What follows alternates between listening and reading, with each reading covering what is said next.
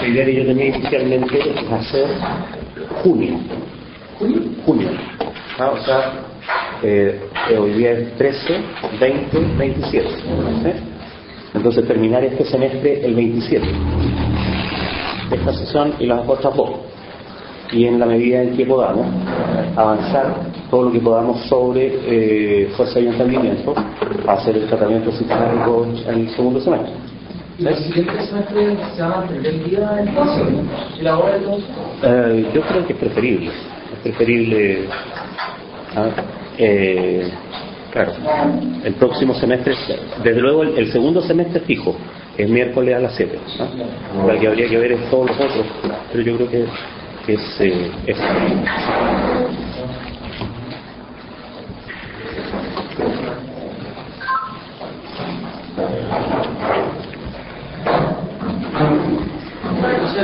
se armaría en la primera semana de agosto una cosa.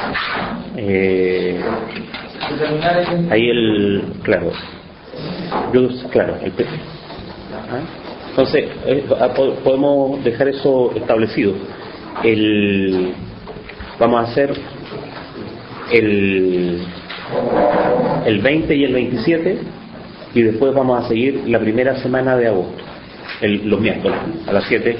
Ya está confirmada esta misma sala, ¿no? Para todo el año.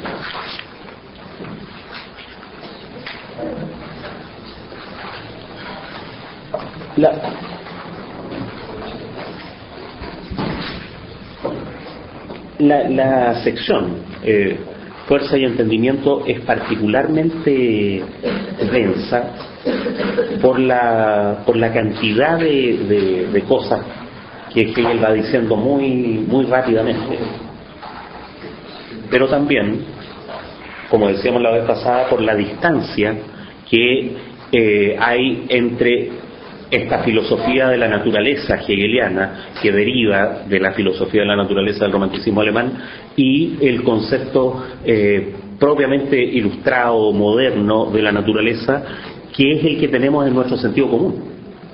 Entonces, no es solo que esto esté muy lejos de Newton, es que está lejos de nosotros también, de la experiencia que creemos tener de las cosas. Entonces, yo diría que aquí hay algunos conceptos que son claves y que forman parte del contexto filosófico de Hegel, que para nosotros son mucho más trabajosos porque son muy ajenos a nuestro contexto filosófico o incluso al contexto filosófico de la modernidad en general. Entonces, para enumerar esas dificultades, yo diría que aquí hay una dificultad con la noción de fuerza, con la noción de ley, con la idea de interior.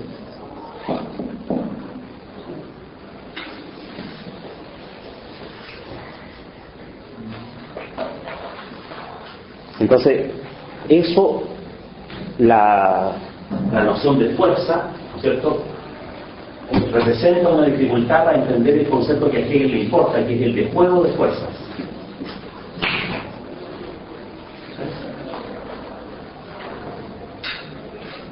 Esa noción de ley, ¿no es cierto?, o más bien las múltiples maneras en que Hegel va a repasar la noción de ley, representan toda una dificultad para la noción de explicación, que es la que cumple acá en la fenomenología del espíritu la función de la estructura trascendental de la razón en Kant, ¿no? La estructura trascendental de la facultad de conocer. Esa estructura trascendental, la operación de la estructura trascendental de la facultad de conocer kantiana es acá la explicación, ¿sí? Pero se requiere qué clase de cosas son las leyes, ¿sí? Y el concepto complejo de interior es la dificultad para poder entender, ¿no es cierto?, la diferencia que Hegel hace entre el fenómeno y el interior. O sea, a poder entender la noción de fenómeno. En Hegel el fenómeno es mucho más que simplemente lo que aparece. De hecho, ya en Kant el fenómeno es un fenómeno constituido, no simplemente dado ¿no es cierto?, al yo, sino que constituido frente al yo, no al sujeto. Entonces, estas dificultades conceptuales es necesario como desentrañarlas para poder entender este tipo de cosas, porque a su vez este tipo de cosas es lo que permite el concepto de fondo que está en juego aquí, que es el de infinitud. Es lo que Hegel entiende por infinitud. ¿Qué clase de cosa es la infinitud?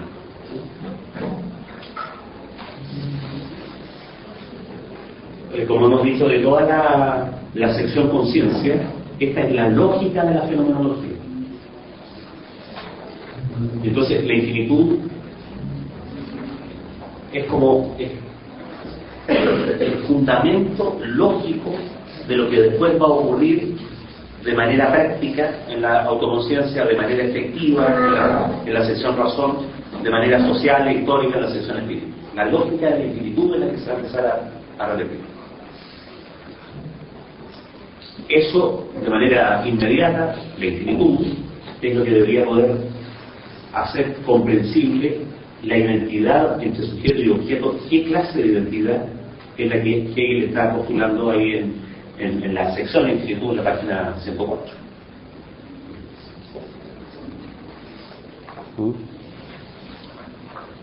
Pero entonces nos vamos a tener que detener en cuestiones que son como extrañas, digamos, para la filosofía ilustrada, que es la que impera en nuestro sentido común, ¿sí?, para la razón científica y al mismo tiempo para el sentido común ilustrado, ¿sí? Ya en la sección percepción hay un paso de la idea ilustrada de cosa a esta idea, ¿no es cierto?, organicista de cosa, como decíamos en alguna sesión anterior. O sea, ya ahí hay un paso, ya está en juego esa filosofía de la naturaleza. Ahora estamos en plena filosofía de la naturaleza, por decirlo así, ¿sí? La sección fuerza y entendimiento tiene una estructura, ¿no es cierto?, que está llena, está salpicada de títulos, ¿sí? La mayor parte de estos títulos están en el índice, no en el cuerpo del texto. El cuerpo del texto está todo pegado. Entonces, como está todo pegado, el editor trajo los títulos del índice, los puso entre corchetes, ¿sí? La fuerza y el juego de fuerza, qué sé yo, lo interior, el mundo suprasensible. Fíjense que todos los títulos aquí están entre corchetes, ¿sí? Pero aquí hay un síntoma, ¿no es cierto?, que en Hegel hay que aprender a descifrar, porque siempre es muy significativo. Los títulos se multiplican, ¿sí? Cuando Hegel multiplica los títulos, es cierto, o sea, hay muchas cosas en juego, ¿sí? En eso hay uno puede confiar, ¿eh? El tipo no está simplificando o complicando artificialmente el índice.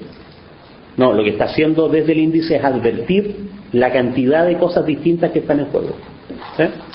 Por eso, no sé si alguien tiene tú tienes el texto, yo tengo aquí, o lo puedo ir viendo aquí mismo, pero es medio, tiene el índice, me interesa, quiero hacer el ejercicio de repasar el índice, ¿sí?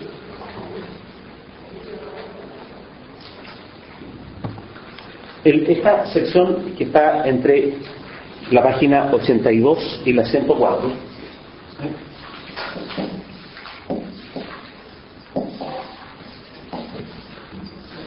tiene tres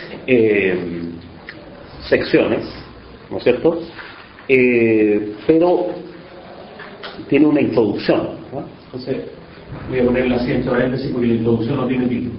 La introducción a la sección en general, ¿sí? Está en la página 82-83. ¿Sí? 82, 83. Y después tiene un número 1. ¿Sí? El número 1 es la fuerza y el juego de fuerzas.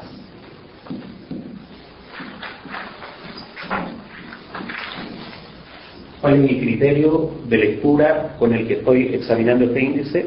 El criterio es que estoy haciendo un gesto de confianza en Hegel. Este índice es riguroso. O sea, corresponde a la complicación del texto. ¿Sí? Un índice más simple. O sea, después, el segundo tema, ¿no es cierto?, es el de lo interior. Lo interior. A ver si... La fuerza y el juego de fuerza está entre la página 83, ¿no es cierto?, la página 88.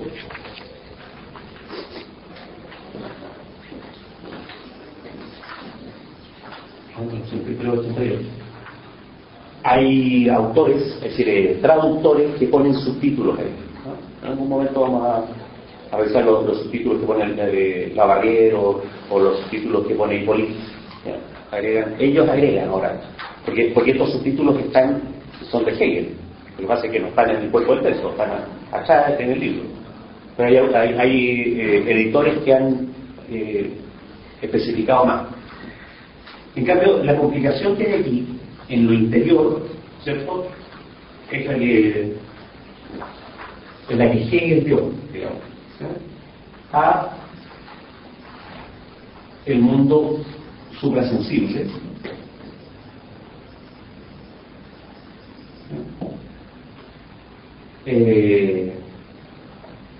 Alfa, beta, la ley como diferencia y homonimia.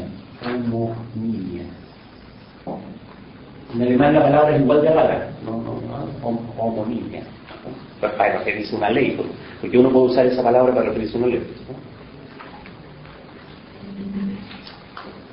Y entonces después viene la cosa complicada, que es la ley de la pura diferencia. La ley de la pura diferencia. Hay un texto famoso que es El mundo invertido.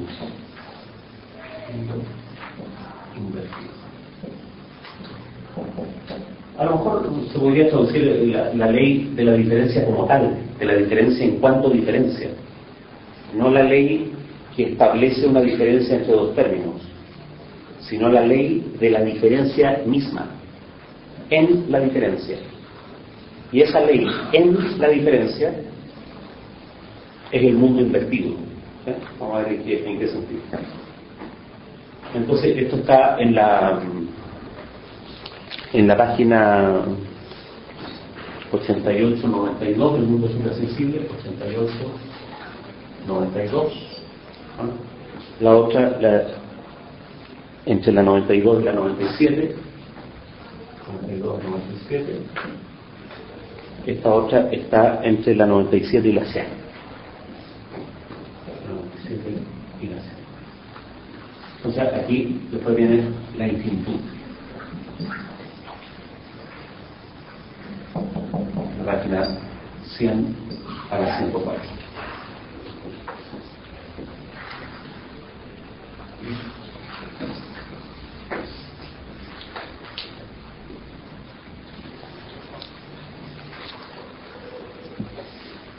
Sin embargo, en el texto hay más diferencias. En el mundo suprasensible hay un 1, 2, 3. El mundo suprasensible, claro, un 2 y un 3. Entonces, aquí.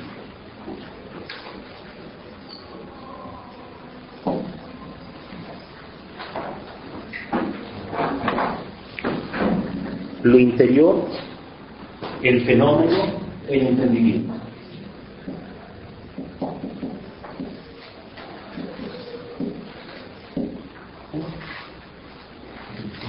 Y eso está entre la página 88 y la 90.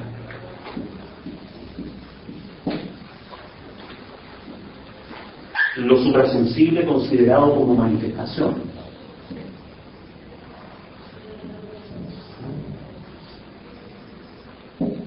La manifestación es el fenómeno considerado de manera empírica. Lo que se manifiesta es lo visible, el fenómeno desde el punto de vista de la percepción. Ahí está.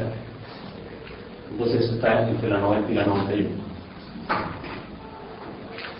Y después, la ley resulta ser la verdad de la manifestación. De ahí lo que vamos a encontrar entonces este entendimiento kantiano, ¿sí? El entendimiento kantiano. El fenómeno para la percepción, o sea, el fenómeno manifiesto, es el que es en virtud de la ley que lo constituye, de la operación de la razón que lo constituye. Eso no vamos a ver ahí. Después en la ley como diferencia y homonimia, ¿sí? De nuevo, 1, 2, 3. ¿Sí?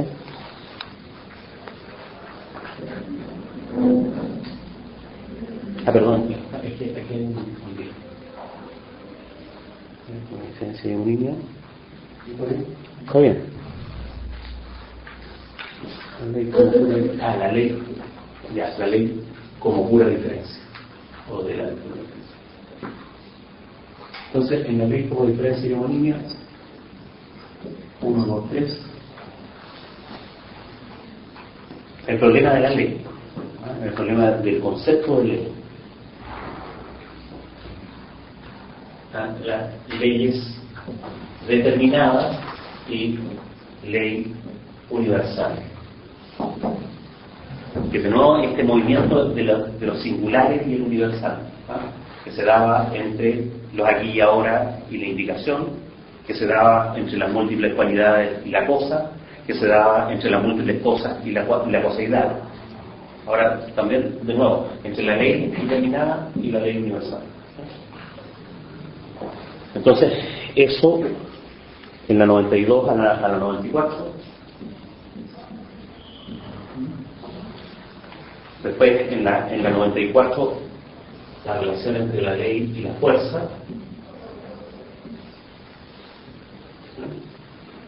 que es la 94 y la 95. La relación entre la ley, que es la operación de la razón, y la fuerza, que es el asunto mismo. ¿Sí? Aquí no hay propiamente sujeto y objeto, eso es el lado del sujeto y el lado del objeto, claro, pero es la operación de la razón y el asunto mismo. El asunto mismo es la propia operación de la razón, pero aquí todavía está uno frente al otro. Esa relación es la explicación.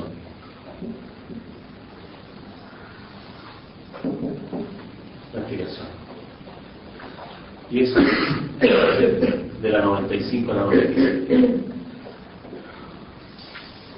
Entonces, ¿quién hace aquí, o pretende hacer la gracia de concebir, más que simplemente suponer, plantear, poner como hipótesis, concebir la estructura de la razón, la estructura de la facultad de conocer kantiana? Que él dice, en Kant es un puro postulado. En cambio aquí lo que estamos viendo es cómo la experiencia de la conciencia se entera de que ella misma es así. ¿Sí? La explicación cumple la misma función que la indicación y que la percepción.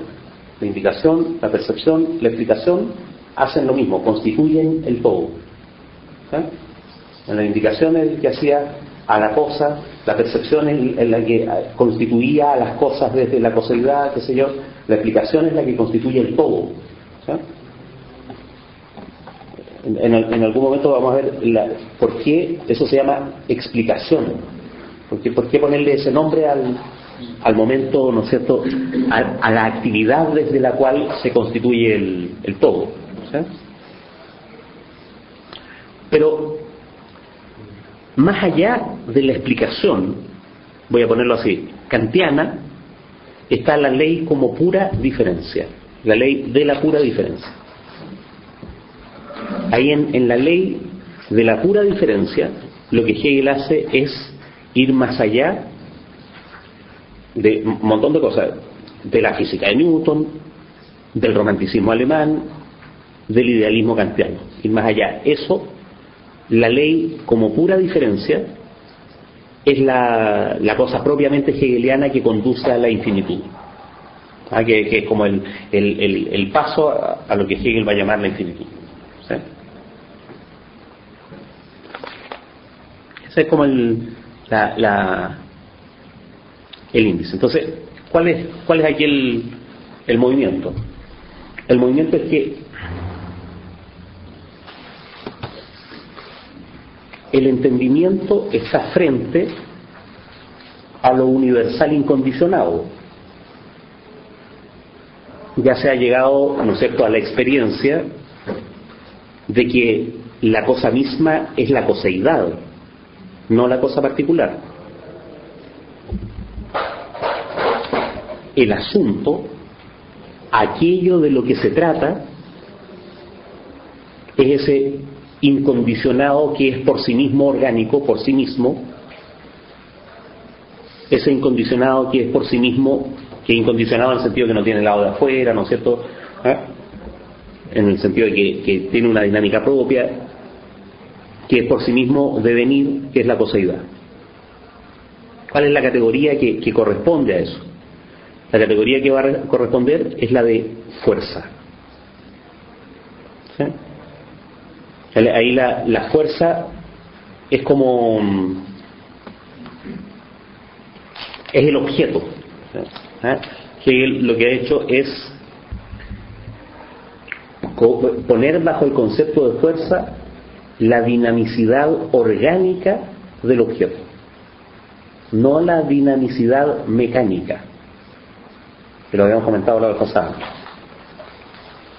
Para el concepto ilustrado newtoniano, dinámica es interacción.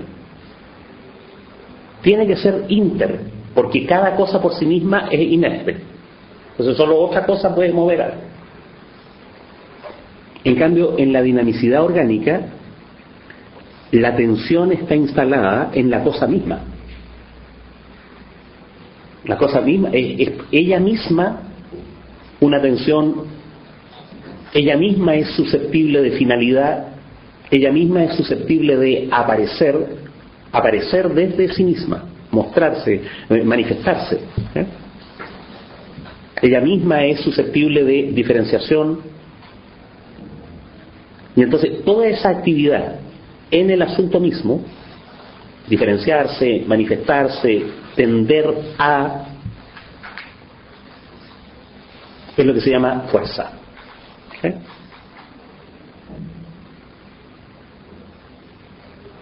Y entonces ahora el asunto es que la dinámica cada cosa, coseidad, se va a reproducir entre cada fuerza y juego de fuerzas. ¿Sí?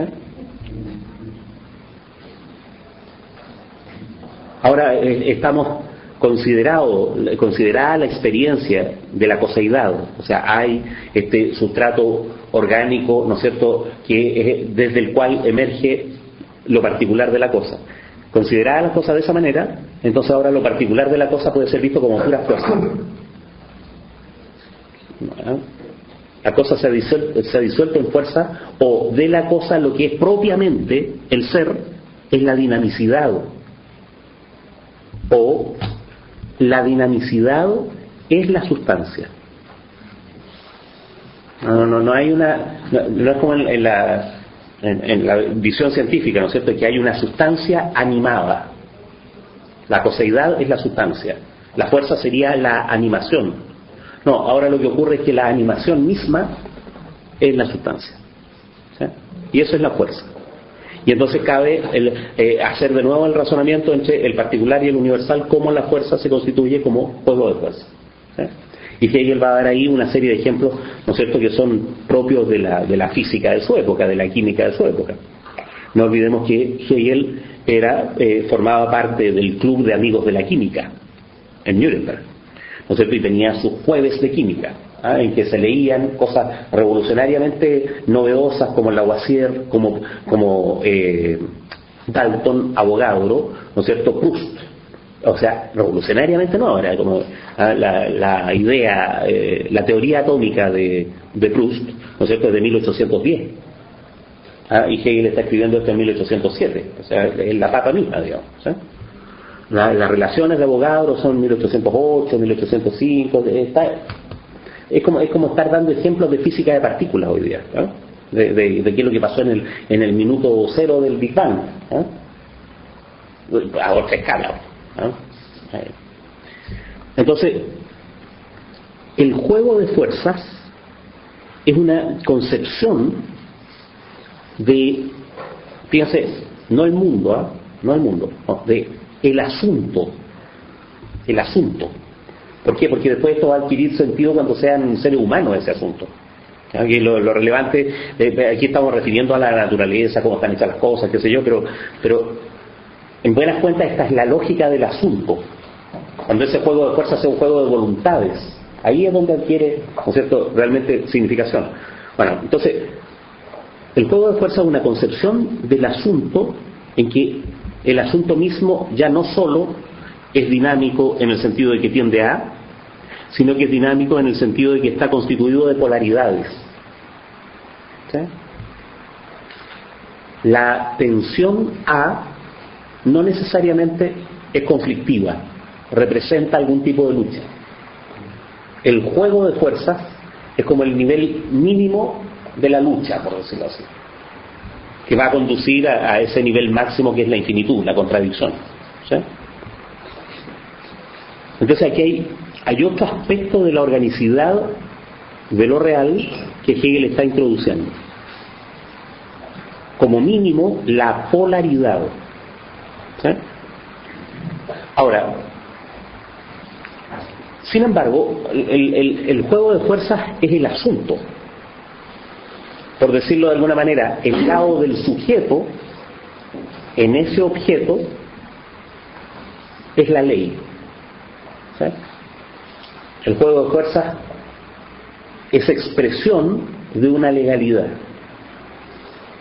El asunto es qué tipo de legalidad.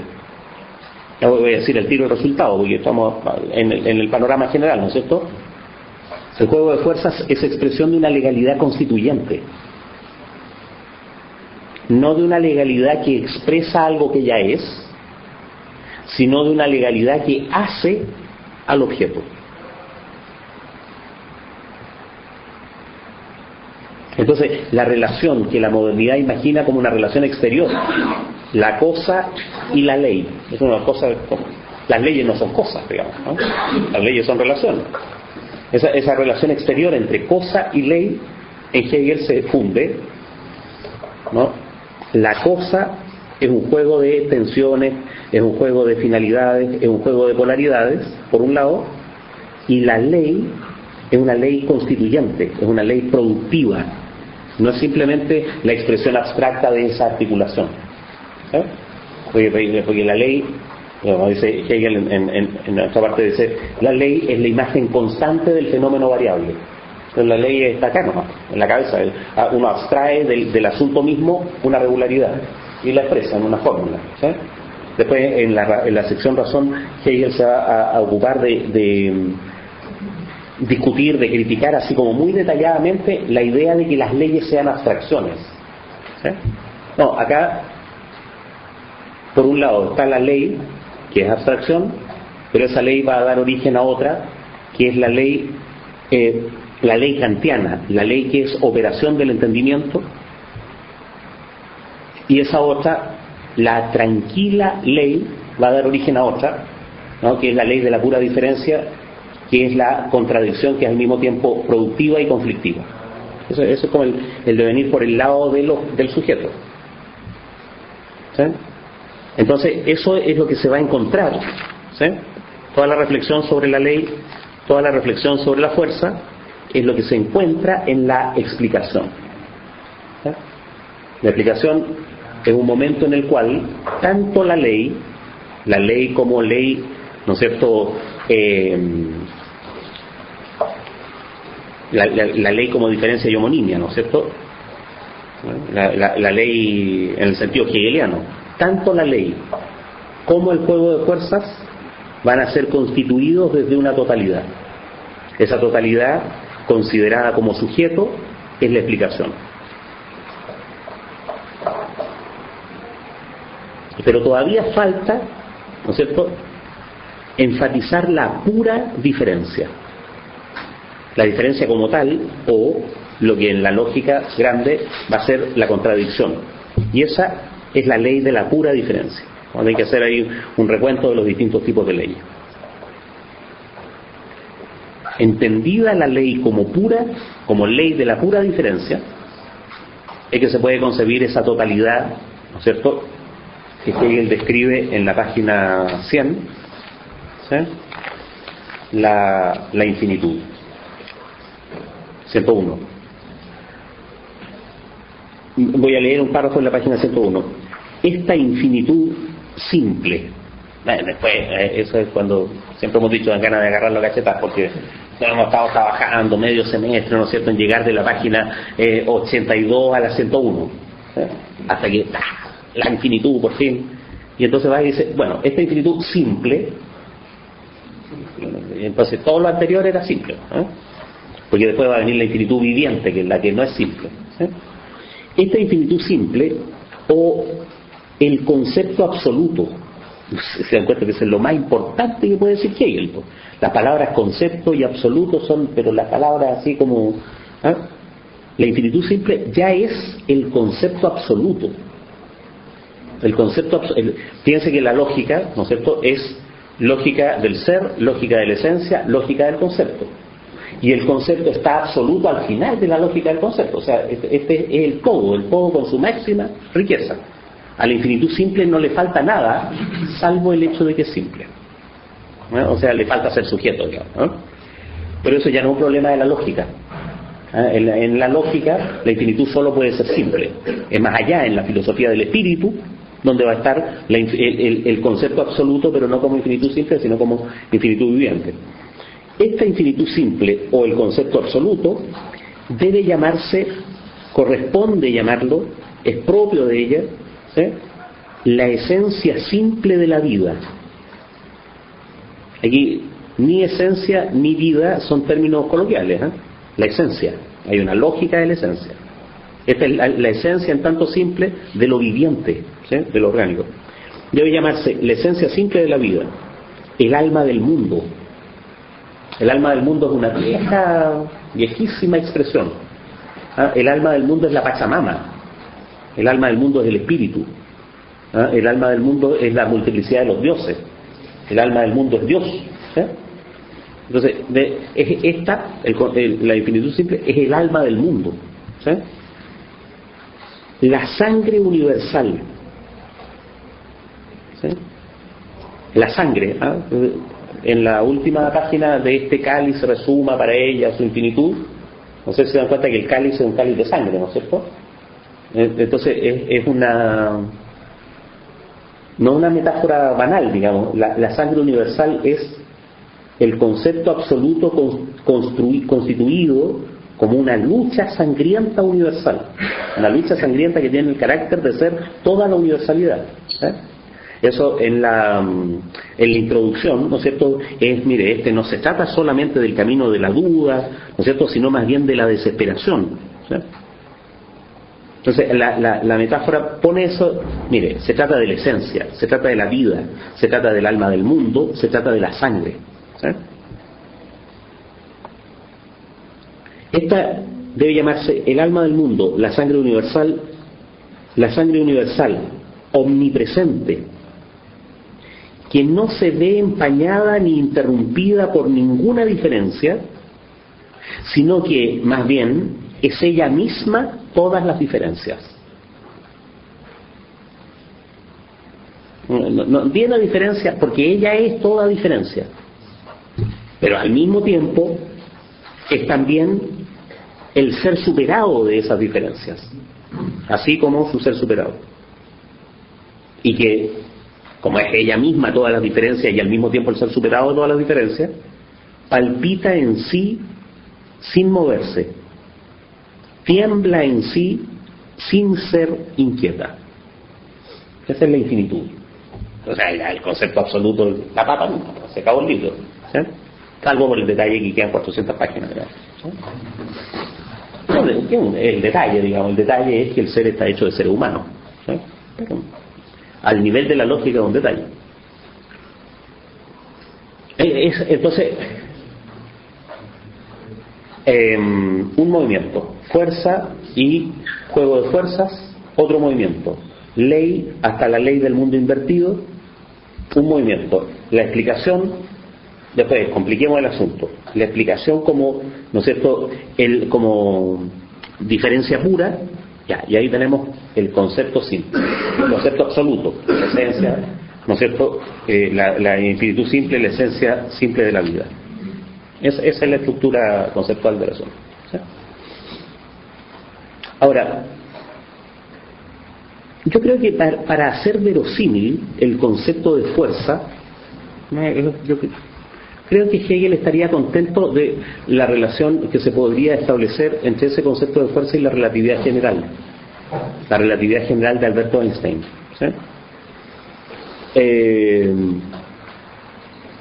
Entonces me voy a detener en eso como metáfora, porque en la relatividad general uno puede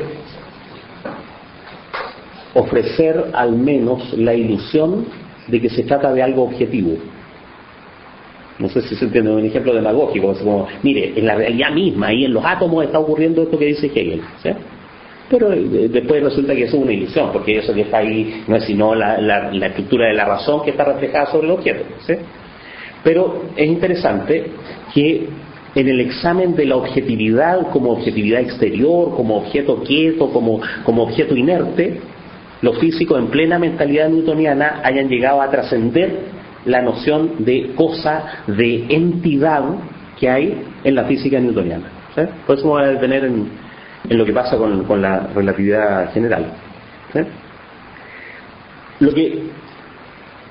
Lo que Einstein hace en la relatividad general es atribuirle al espacio-tiempo mismo la posibilidad de deformarse, ¿sí? Los metros, los segundos pueden ser más largos, pueden ser más cortos. Y entonces, la medida en que los metros están deformados, los metros segundos, porque es un espacio-tiempo, la medida en que los metros segundos están deformados es lo que en la relatividad general se llama una métrica. La métrica es una ley, un conjunto de ecuaciones diferenciales, ¿no es cierto?, que permiten ir calculando en un espacio dado con determinados datos iniciales, ¿no es cierto?, ir calculando de qué largo, de qué medida son los metros y los segundos en cada parte. Una ley que describe la medida de los metros se llama métrica, ¿sí? ¿Por qué es importante que el espacio mismo pueda deformarse? Porque Einstein identifica la gravedad con la métrica. El efecto gravitatorio, es decir, el efecto de que las cosas se caigan, ¿sí?, de que aceleren, sería una especie de aparecer de una métrica variable. Si está quedando muy claro, lo voy a decir de manera más difícil. En Einstein, la gravedad no está en el espacio. No, la gravedad es una propiedad del espacio mismo. No hay una fuerza en el espacio. La fuerza lo que describe es la deformación del espacio como tal, ¿sí? Entonces, no es que la Tierra atraiga a la Luna, no. La Tierra y la Luna están en un espacio tal que sus movimientos están acelerados uno respecto de otro. ¿Sí? Están acelerados porque están rodando, por decirlo de alguna manera, en el espacio. El espacio es el que ha producido esa curvatura. Es decir, el espacio es el que con su curvatura ha producido ese efecto de aceleración. Entonces, primer gol de Einstein, la fuerza es una característica del espacio. No es algo en el espacio, es el espacio mismo. ¿Sí?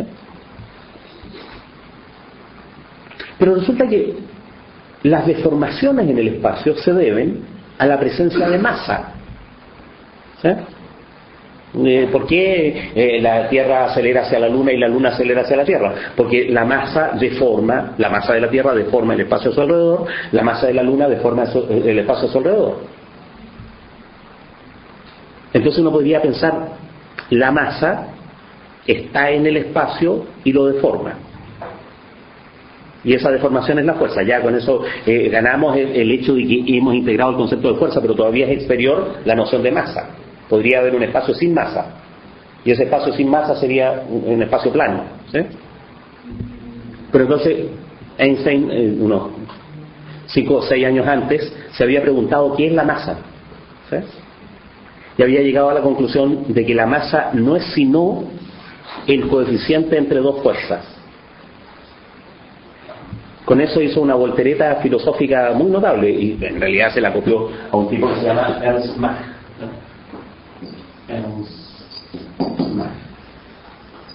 Este tipo más o menos en 1880, más o menos, tiene varias ediciones, ¿no? Tiene un libro que se llama El desarrollo histórico crítico de la mecánica.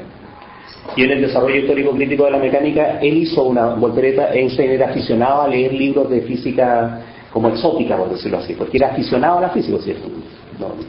No sé si saben, pero Einstein nunca estudió física. Algo así como decir, ¿no es cierto?, gente que nunca ha estudiado filosofía y, bueno, sin embargo. ¿Sí? No, él leía libros exóticos nomás, ¿no? Trabajaba en una oficina de patentes, tenía una cierta competencia, había estudiado una carrera media técnica. ¿Sí? Y entonces agarró el libro de Mach y captó, en términos de ciencia, no en términos filosóficos, la voltereta que hay en Mach. Lo que el tipo hizo fue decir, mire, no es que la masa produzca la fuerza, no. Llamamos masa al coeficiente entre dos fuerzas. Y con eso invirtió la relación entre cosa y relación. ¿Sí? Porque desde Descartes, ¿no sé?, desde Galileo, desde Newton, la masa era la palabra en física que designaba algo así como la cosa. Y la fuerza, o el momento, la cantidad de movimiento, qué sé yo, era algo así como la palabra que designaba la relación. Y entonces, entre masas había fuerzas, ejemplarmente, fuerza de gravedad. Y eso, hay una ley que relaciona la masa a la distancia. Pero cuando uno se pregunta ¿qué clase de cosa es la masa?, Mach se dio cuenta por primera vez de que ese es un término que no se puede definir, que para definir eso hay que entrar en una discusión metafísica acerca de qué está hecho el mundo. ¿Sí? Y esa disquisición llegaba a pura metafísica, de sustancia, la masa es la... para no hacer eso, para no decir la masa es la coseidad como tal, etcétera, lo que hizo Mach fue cargar la masa sobre este otro concepto que era físicamente definible, ¿no? La aceleración, qué sé yo, permiten definir la fuerza. Y entonces dijo, mire, aquí no hay, ¿no es cierto?, una cosa que produce una relación con otra cosa, sino que hay una entidad, a decirlo de otra manera general, una entidad física que cuando se relaciona fuerza 1 con otra fuerza 2, el coeficiente de esa relación es lo que llamamos masa. Masa 1 respecto de la masa 2. La masa es un concepto relativo, no se puede definir una masa sola. Definir una masa sola sería decir de qué está hecho el mundo. En cambio, definir un coeficiente es decir, mire, la fuerza se relaciona con otras fuerzas de tal y tal manera, y esa relación entre fuerzas, ¿no es cierto?, es el principio de acción y reacción, ¿no? En el principio de acción y reacción es la fuerza, hay otra que es igual y contraria, y el coeficiente entre esas dos fuerzas, ¿no es cierto?, entre las aceleraciones que producen esas dos fuerzas es la masa. Entonces, noten que la entidad, por decirlo así, ahora pensemos en términos especulativos, la entidad que compone al mundo es la fuerza, no la masa. Entonces, en más, sin metafísica, por una vía así puramente científica, por decirlo así, él llegó a la idea de que la fuerza compone al mundo. ¿Sí? El mundo está hecho de fuerza. ¿Sí? Y entonces eso es lo que agarró Einstein para decir, mire, es que en un caso, hay un caso en particular, después todos son casos derivados, que es el de la fuerza de gravedad. La fuerza, ¿no es cierto?, de gravedad es la estructura del espacio-tiempo. ¿Sí? ¿Y qué es la masa? La masa, siempre en términos relativos, una masa respecto de otra, no es sino un coeficiente de fuerzas. O en buenas cuentas, ¿de qué está hecha la masa? La masa no está hecha sino de estructura del espacio-tiempo.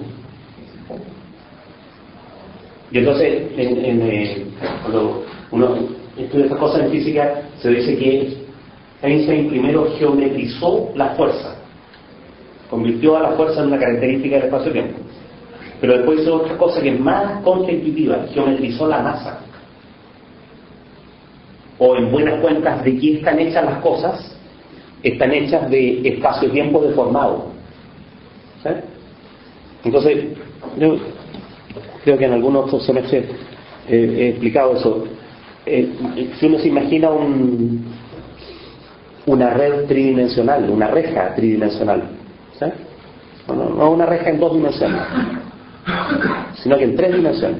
Una reja, otra, otra. ¿Sí? El puro cubo ahí.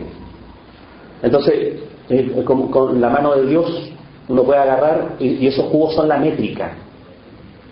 La métrica es, todos los cubos miden 1 metro. Metro cúbico, metro cúbico, metro cúbico. ¿Sí? Y una métrica vacía. Entonces, la mano de Dios puede agarrar uno de los vértices, ¿sí?, y enroscarlo. ¿Sí? Cuando uno agarra y lo enrosca, se estiran todos los metros alrededor, se deforman. ¿Sí? Ya, ese enrollado de metros ahí es la masa. Y esa deformación alrededor es la gravedad. Entonces no hay cosa, o la coseidad no es sino espacio-tiempo deformado. ¿Sí? Ahora, noten que si uno no sé cómo educarlo, porque hay que educarlo, pero ahí hay un enredo de espacio sobre sí mismo que genera a su alrededor toda una deformación de los metros. ¿Sí? Debido a esa deformación de los metros, si yo pongo una bolita aquí, se cae por la geodésica hasta la otra. ¿Sí? Porque el espacio está deformado. Pero también, y eso ya Einstein no podía saberlo, ¿no es cierto? Eso es Paul Dirac. Paul Adrien Maurice Dirac. Paul Dirac razonó. ¿Qué pasa si la mano de Dios agarrara uno de los vértices y lo enrollara para el otro lado? Enrollara, no así, sino que así. No sé hacer el otro lado. No se me ocurre. Ya, bueno, supongamos que él es un tercio y ahí lo quito.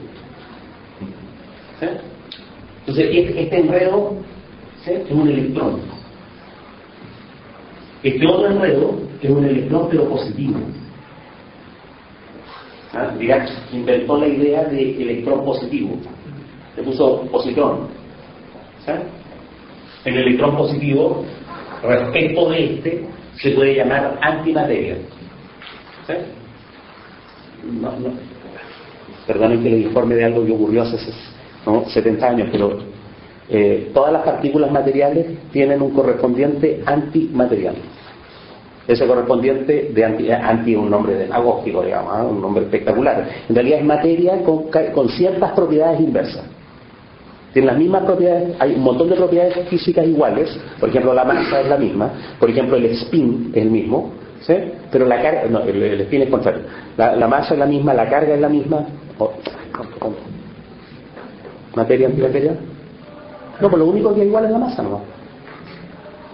La masa es la misma, en cambio la carga es distinta y el spin es para el otro lado. El spin es el giro, ¿no es cierto? El giro magnético. La gravedad también que no tiene un mono. Justamente, claro. Entonces, por eso la masa de una partícula material y de una partícula antimaterial es la misma, pero la carga es distinta. Entonces, a ver, pero imaginación espacial, todo el universo apretado para allá y todo el universo apretado para acá. Ya. Imaginación espacial, todo este universo que está aquí enredado es espacio nomás, no hay nada ahí, es espacio. Entonces yo vengo y le hago así y todo se mueve. Entonces imagino, esas cosas, todo ese movimiento son las ondas electromagnéticas. Si logro hacer eso así como 10 elevado a 14 veces, se ve como luz. 10 elevado a 14 más o menos la frecuencia de las longitudes de onda visibles, ¿sí?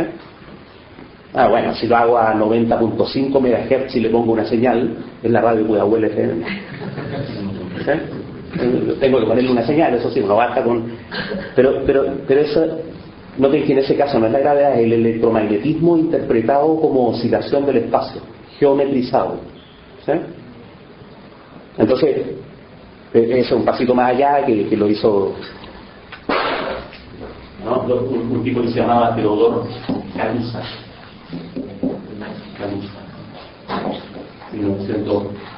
1918, la primera teoría de Caruso. Y que el tipo dice, mire, a lo mejor eso vale no solo para la gravedad, sino que vale para el electromagnetismo también. O sea, toda oscilación, toda manifestación de energía es oscilación del espacio mismo. No es de algo que le sale a un cuerpo y que conecta con otro cuerpo, no, es el espacio mismo. Incluso el cuerpo es espacio, ¿sí? Entonces, y así no. Entonces tengo un enredo así que viene moviéndose, viene para acá y a medida que se va moviendo todo se va modificando alrededor. Entonces es como cuando ustedes toman un resorte, ¿no es cierto? Eso es un experimento súper bonito que se llama unos resortes largos, uno les tira y viene y hace un apretón aquí y lo suelta y entonces el apretón se mueve. ¿Sí ven? Es la propagación del puro apretón del resorte. Ya, de la misma manera, si yo tengo esto aquí, está todo deformado, muevo, la deformación se va moviendo. ¿Sí? Entonces viene este y viene el otro y se encuentran y se desenredan. Y ya, a todos lados ya plano.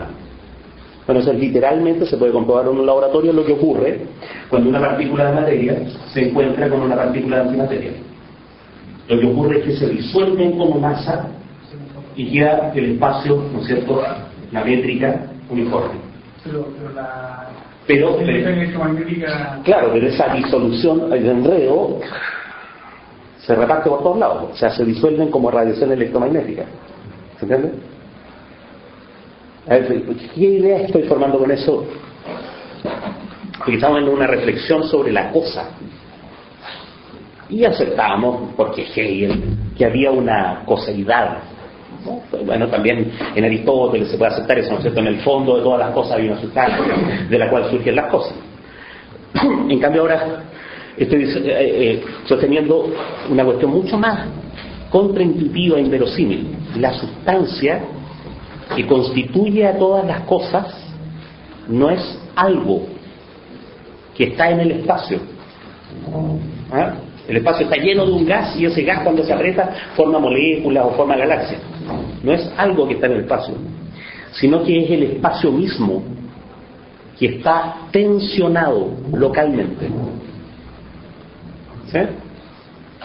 Y entonces la geometrización de la masa permite imaginar un espacio vacío de coseidad, en que el efecto de ser cosa no es sino el resultado de la tensión interna en un vacío, de la tensión del vacío mismo, no de la tensión de algo que haya en el vacío. ¿Sí? No sé, Entonces ahí se ha, por decirlo así, al identificar la estructura sustancial con la dinamicidad del espacio mismo, la estructura, la sustancia, ¿no? Uno imagina el espacio vacío y ¿qué puede haber ahí? Ahí no se puede formar una galaxia. Ya, ahora vamos a llenar el espacio de gas, de algo. Ya, y el gas gira. Ya ahí se forma una galaxia. El giro del gas es la galaxia. Pero uno está imaginando ahí que una cosa resultó a partir de una sustancia. En cambio acá no, acá lo que pasa es que está todo vacío y el espacio mismo tiene tensiones internas. Y esas tensiones internas son las que aparecen a nosotros como entes finitos, entes racionales finitos, aparecen como electrones o como galaxias o como moléculas. ¿Sí? Igual yo creo que decirlo así una contradicción subir que cuando uno dice está todo el espacio, entonces el espacio ya no está plano sino que está deformado. Por ejemplo, digamos, tiene sentido lógico decir que estar así estoy yo, porque si yo soy deformación del espacio y la silla es deformación del espacio, ¿en qué punto uno puede decir que termina la deformación de la silla y empieza mi deformación? Ya soy todo así con todo lo demás. En realidad, desde el punto de vista de la física cuántica, eso es lo que ocurre. Eso es lo que ocurre. O sea, si ustedes se preguntan así, ¿dónde termina exactamente el foto y dónde empieza la silla? Se van a encontrar con los niveles de energía de los electrones. ¿Se entiende? Y los niveles, como los electrones tienen carga negativa y tienen carga negativa, se repelen y por eso uno, ¿sí? Gracias a una propiedad de los electrones que inventó, ¿no es cierto?, Wolfgang Pauli. El principio de exclusión de Pauli. ¿Sí? Claro, y que uno no pueden haber, etcétera, electrones en el mismo estado, etcétera. Los electrones se repelen. Entonces uno no está sentado en la silla. Está sentado en la repulsión eléctrica de los últimos electrones de la superficie de la silla. ¿Sí? Está sentado así como en un tubo de vidrio, poner dos imanes por el mismo polo. Entonces es de vidrio para que se vea y es un tubo para que no se caigan. Pero como están por el mismo polo, quedan flotando, no se tocan. ¿Sí? Entonces uno puede afirmar este imán en el aire, en la pura repulsión respecto del otro. Así estamos sentados en la silla. ¿Sí? Y cuando uno empieza a mirar más en detalle qué cosa es la que se repele, son puros campos electromagnéticos nomás. Y entonces la coseidad se disuelve. Y entonces somos uno con el universo en realidad. Somos uno, no sé si se entiende, somos uno con la silla. Ahora, gracias al principio de exclusión de Pauli podemos separarnos de la mesa y la silla, porque si no andaríamos como, ¿no es cierto? ¿Cómo se llama el Sky Surfer? No, claro, Silver Surfer. Ya, no vayan que no salga el Silver Surfer, no, que no tienen hijos. El quinto de los cuatro fantásticos, digamos. Silver Surfer, no sé si vieron por lo menos o sea, atraviesa las cosas, atraviesa la muralla. O sea, se las arregló para pasar y llevar el principio de exclusión de Pauli, digamos, para decirlo en términos técnicos. De hecho, eso tengo un hijo de 8 años, entonces digo, ¿y por cómo puede atravesar las cosas? No, es que pasar a llevar el principio de exclusión de Pauli. Claro. Pero si no fuera por eso, por un pequeño detallito, no habría estructura de las cosas. Y un pequeño detallito es como esas típicas equivocaciones de la naturaleza, cuando todo tenía que ser todo fluido, así atravesarse como puras ondas. Una equivocación, ciertos espines son incompatibles cuánticamente con otros y hay estructura de las cosas. Si no habría una especie de gelatina en que todo se puede meter dentro de todo, ¿sí?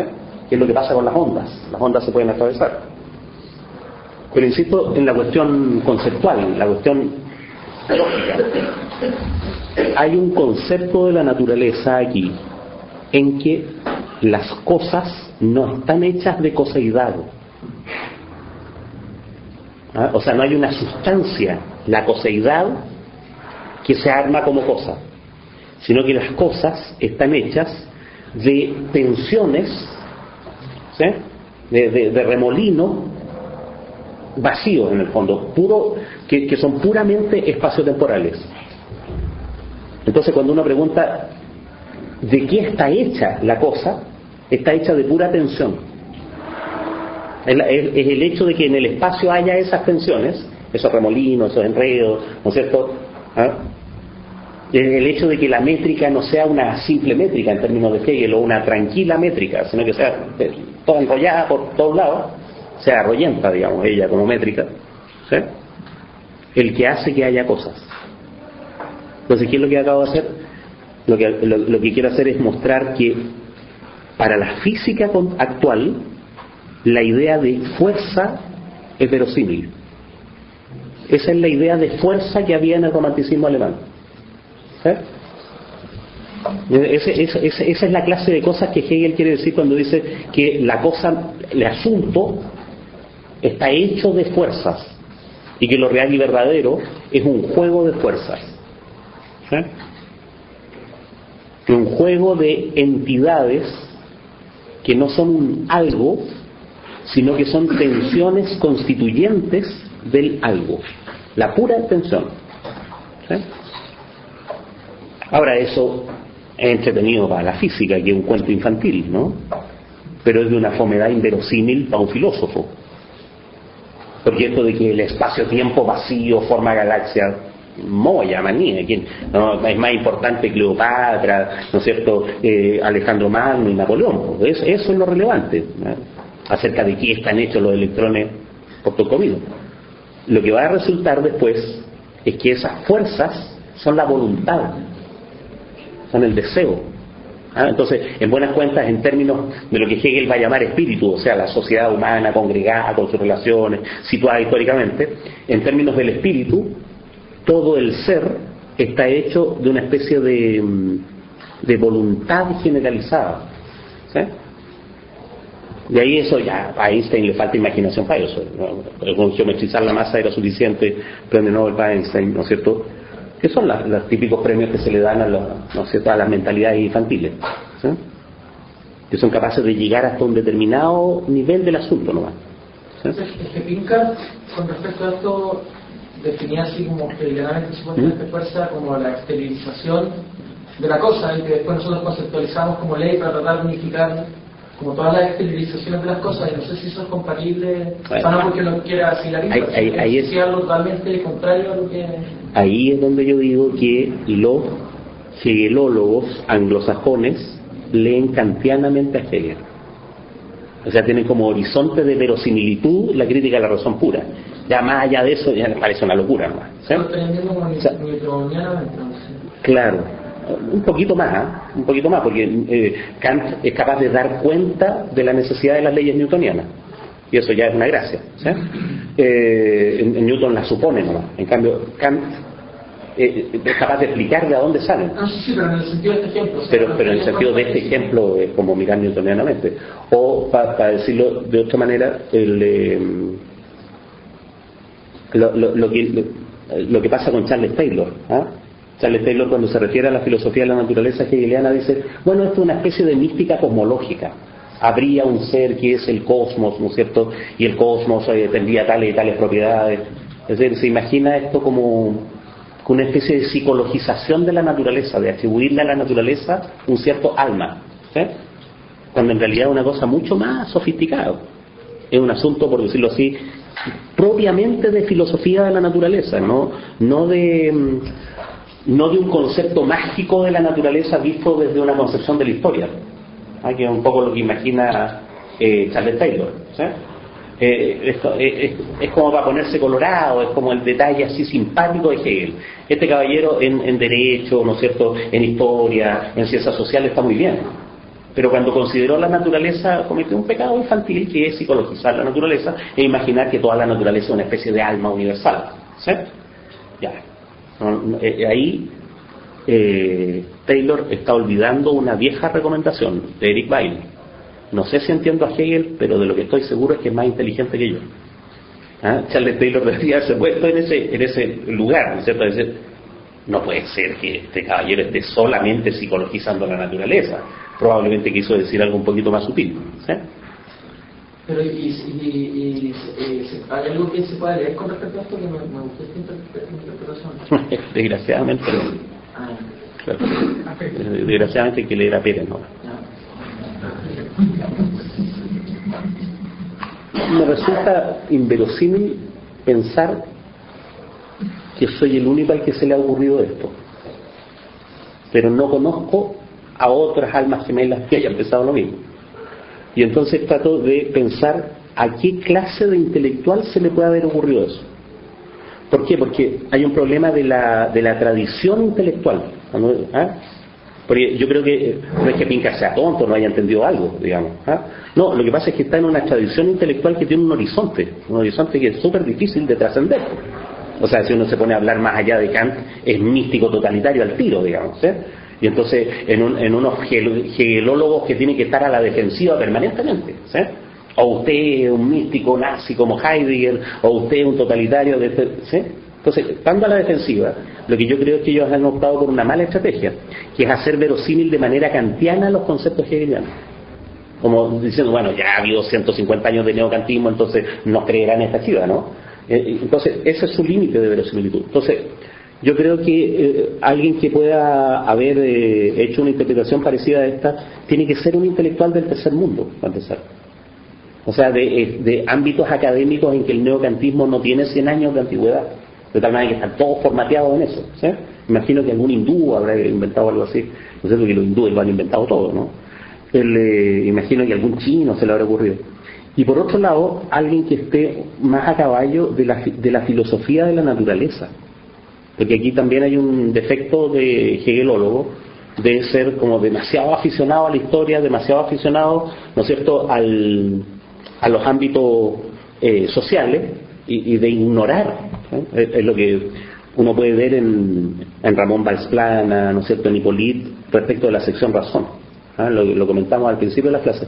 Valsplana dice de la sección razón, dice, esta es la sección, curiosamente, la más larga, la más aburrida, y no entiendo por qué la puso. La primera parte, la observación de la naturaleza, ¿sí?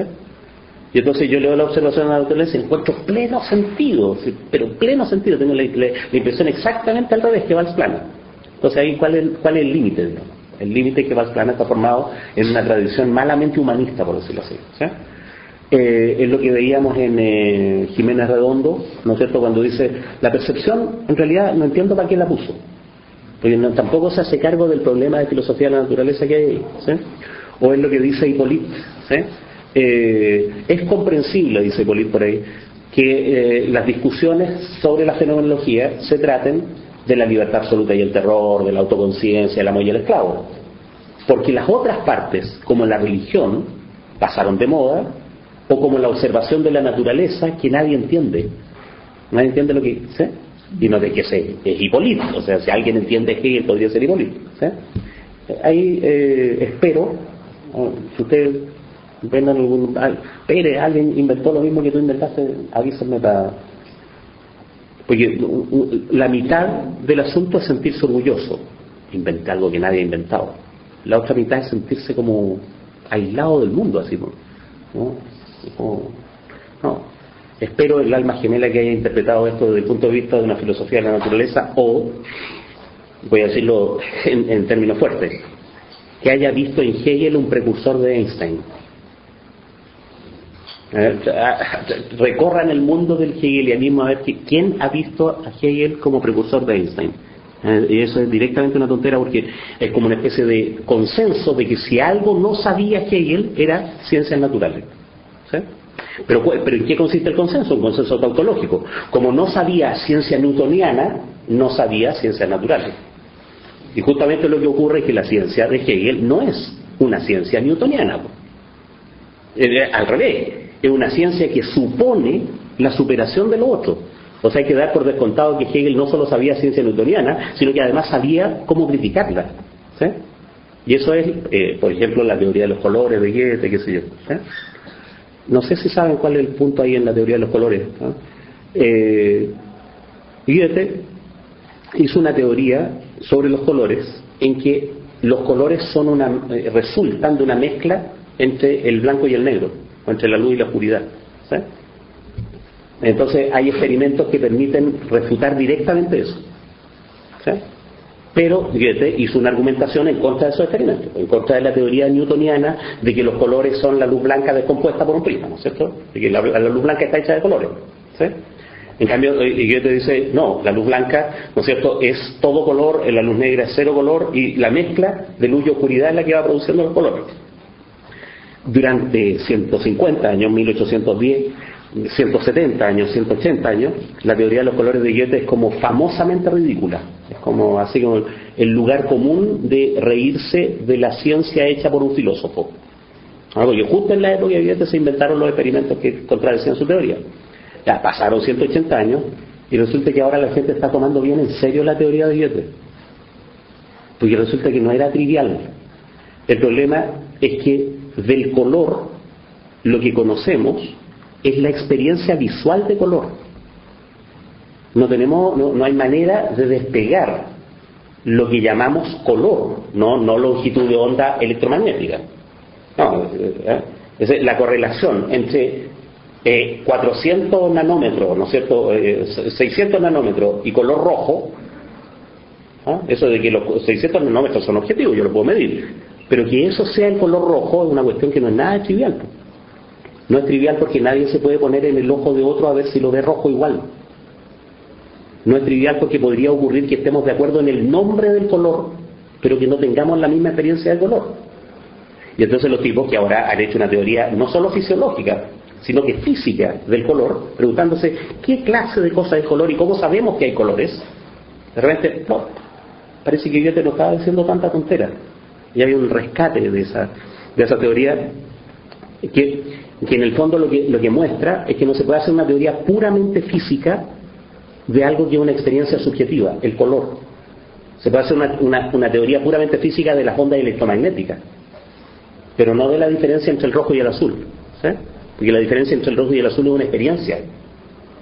Y la correspondencia entre esa experiencia y la onda electromagnética no se puede demostrar. Y entonces podría ocurrir que en esa interfase, ¿no es cierto?, entre onda electromagnética y experiencia, a lo mejor la teoría de los colores de Goethe sea cierta. ¿Por qué digo eso? Porque afortunadamente hay un montón de indicios de que la manera puramente newtoniana, ¿no es cierto?, de hacer ciencia es superable, se puede trascender, y de que las alternativas a la ciencia newtoniana que se formularon de muchas maneras no eran tonteras, ¿sí? Hay casos famosos. Berkeley tiene un texto, 1710, ¿sí?, que se llama De Motu, sobre el movimiento, en que critica el carácter absoluto del espacio y del tiempo. Y para criticar la idea de espacio absoluto y tiempo absoluto, que es la idea de Newton, ¿sí?, o sea, prácticamente formula la teoría de la relatividad de Einstein. Hace los mismos supuestos, las mismas consideraciones. Y por supuesto ni Mach ni Einstein, ningún tipo lo sabía, ¿no? Alguien mucho después agarra este texto, 1960, por ahí, ¿no es cierto?, y dice, oiga, pero si esto son los principios de la relatividad especial, la primera teoría de la relatividad, formulados 200 años antes, y fueron ridiculizados durante 200 años. Y ahora lo leemos y no era una tontera lo que el tipo estaba diciendo, ¿sí? Bertrand Russell muestra que las aporías de Zenón de Elea, esto de que Aquiles, ¿no es cierto?, no puede ganarle a la tortuga, o de que la flecha nunca llega a su destino, no era ni una tontera. Y que en realidad, para refutar las aporías de Zenón de Elea, hay que fundamentar el cálculo infinitesimal. Y resulta que un fundamento del cálculo infinitesimal no se consiguió hasta 1880. O sea, durante 2000 años, las aporías de Zenón de Elea eran reales, aunque fueran ridiculizables. Y no había ni una teoría científica que las refutara contundentemente, ¿sí?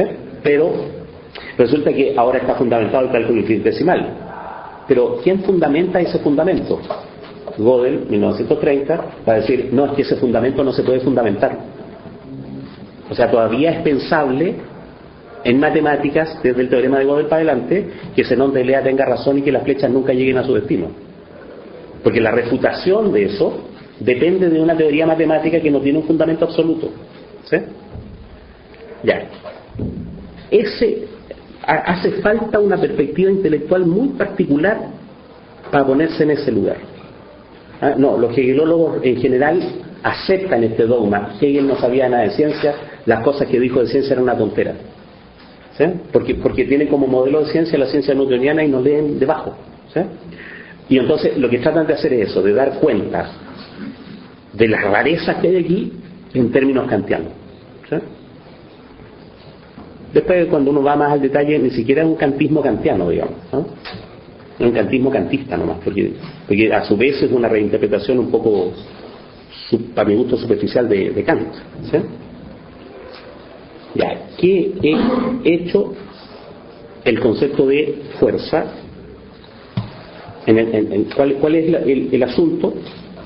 La coseidad no está hecha de sustancia, sino que está hecha de tensiones.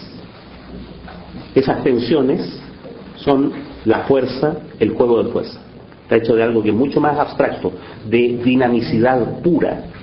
No de la dinamicidad de algo, sino de la dinamicidad como tal, ¿sí? Ese es el juego de fuerza.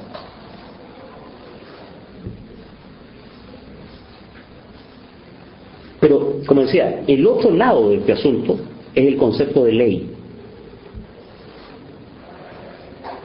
Hegel hace aquí una consideración acerca de qué clase de cosa establece una ley. Voy a decirlo de manera así general y después cuando vayamos viendo el texto lo especificamos. Una ley establece una relación abstracta entre cosas.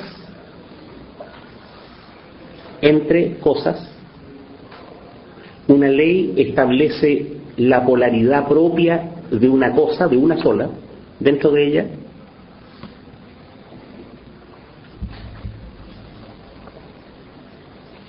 Una ley establece el movimiento, por decirlo así, antinómico de la cosa misma. ¿Sí?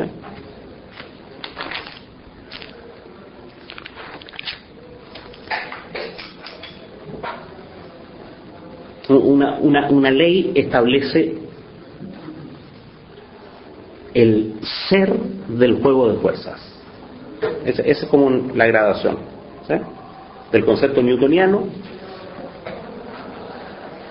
a la filosofía de la naturaleza romántica, al concepto kantiano y al concepto ontológico de ley. Ese es el camino, ¿sí? Sin embargo, aún en ese concepto ontológico, la ley, como productora del juego de fuerza, ¿sí? Es una ley quieta. Una ley quieta en el sentido de que es un simple juego de fuerza. A Hegel le interesa establecer que la ley que da origen o que constituye al juego de fuerza es una ley contradictoria, es una ley contrapuesta. Y eso es lo que él llama la ley del mundo invertido.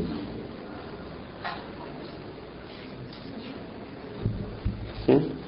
Ahí en esa ley del mundo invertido, él da un ejemplo que es famoso, que es el ejemplo del crimen y del castigo. ¿Sí?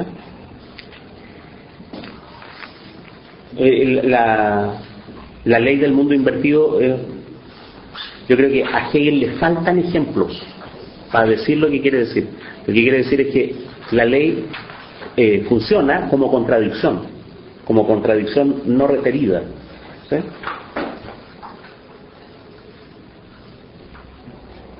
Ya. Para llegar a eso hay que entender una cuestión muy antigua de filosofía de la naturaleza, que es que para la filosofía de la naturaleza moderna, desde el Renacimiento para adelante, el modelo de fuerza era la fuerza de gravedad. ¿Sí? En la fuerza de gravedad ocurre que lo mismo atrae a lo mismo. ¿Sí? En la fuerza de gravedad ocurre que los iguales se atraen. No, es que si eso fuese la ley de lo real, habría mucha gente que estaría contenta. Más contenta de lo que suele estar, por el mérito propio del asunto. Entonces serían como respaldados por la ley de lo real. ¿Ah? Lo igual atrae a lo igual. Por una bonita perspectiva, digamos. Lo semejante atrae a lo semejante. Lo semejante conoce a lo semejante. ¿Sí? Pero ya había la sospecha, había evidencias empíricas, ¿no es cierto?, rareza, como curiosidades de naturalistas, ¿no?, de las fuerzas eléctricas y de las fuerzas magnéticas. Pero eran curiosidades, ¿no? Hay imanes, ¿no es cierto?, ya se había observado y uno frota una cuestión y atrae papelito, etc. ¿Sí? Es recién, desde en la segunda mitad del siglo XVIII, cuando vimos cómo Coulomb, como Benjamin Franklin, que en ese momento estaba en Francia, como Cavendish, no al pirata, Cavendish, descendiente, empezaron a hacer la teoría de las fuerzas eléctricas, la teoría de las fuerzas magnéticas. ¿Ah? Se puede llegar a se puede mostrar empíricamente, es fácil hacerlo, esto es una cuestión de primero medio, digamos. Se puede mostrar empíricamente que la ley de las cargas eléctricas es que las cargas distintas se atraen. Sorpresa, sorpresa. Y en cambio lo igual se repele. Entonces esto es una novedad física en la época, es una novedad que rompe con un modelo que era bien antiguo. O sea, esto de lo semejante acá, de lo semejante de antes de Santo Tomás, Alberto Magno, Francis Bacon, hablan en esos términos, es decir, Roger Bacon, siglo XIII, hablan en esos términos, lo semejante acá, de lo semejante. Después de 500 años, de 600 años, resulta que lo igual se repele a sí mismo. Imagínense las connotaciones hegelianas de eso. Lo igual se repele a sí mismo. Eso para Hegel está lleno de sugerencias filosóficas, ¿sí? Entonces aquí hay la homonimia es lo igual, ¿sí? La ley como diferencia y homonimia, ¿sí? Es esa ley en la cual es lo igual lo que se repele, es lo distinto lo que se atrae. Entonces Hegel sacó una lección filosófica de este hecho, ¿sí? Lo igual, ¿sí?, se repele él mismo a sí mismo, ¿sí?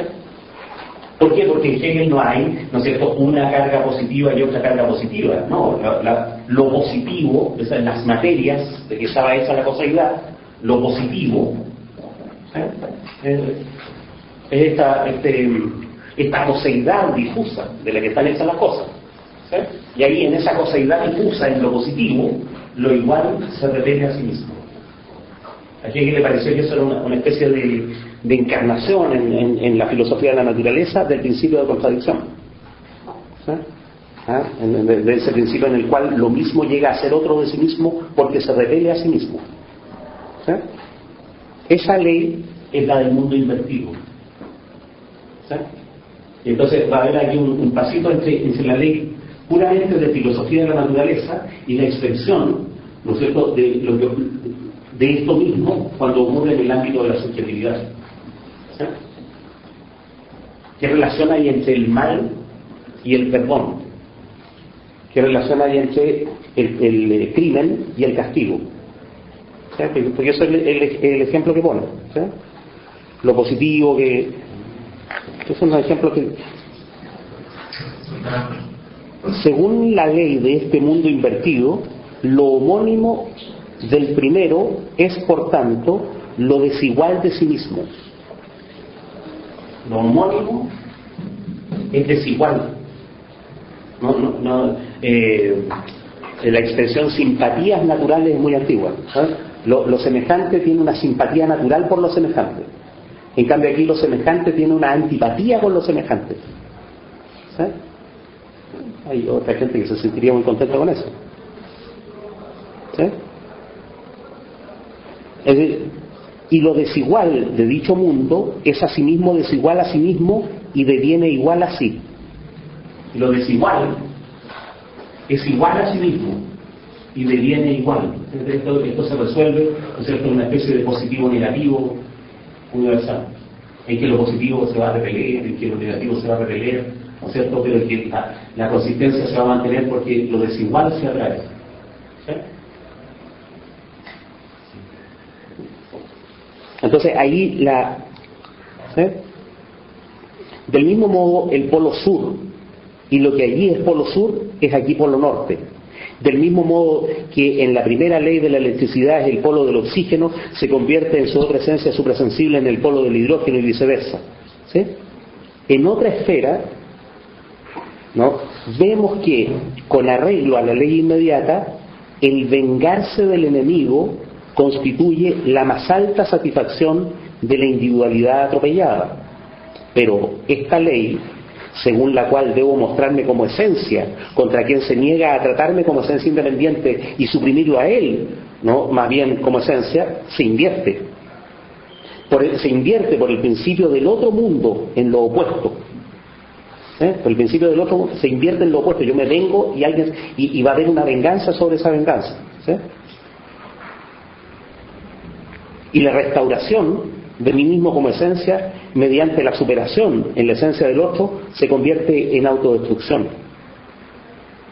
Ahora bien, si esa inversión que se representa en el castigo del delito se convierte en ley, tampoco esta es sino la ley de un mundo que tiene que enfrentarse a un mundo suprasensible invertido, etc. Lleva el ámbito de lo igual y lo desigual a la relación entre el crimen y el castigo. ¿Sí? El crimen parece ser lo contrario del castigo, ¿sí? O el castigo es lo contrario del crimen, pero el castigo lleva a otro crimen y ese otro crimen va a llevar a otro castigo, etc. ¿Sí? Los desiguales se atraen. ¿Sí? En ese ámbito, la pena que según la ley del primero infama y aniquila al hombre, en el mundo invertido se vuelve perdón, que mantiene a salvo su esencia y lo honra, etc. En ese ámbito es donde se juega lo sustantivo para Hegel, no en el ámbito de la filosofía de la naturaleza. Por eso decía que la relatividad general más entretenida para una mentalidad infantil es fome para Hegel, porque pasa solo en el espacio-tiempo. En cambio, cuando esas cosas pasan en el ámbito de la voluntad, de la relación intersubjetiva, empieza a ser interesante. Pero hay toda una tesis social que eso que pasa en el ámbito de la física pasa también. No, pero es que es un razonamiento por analogía, digamos.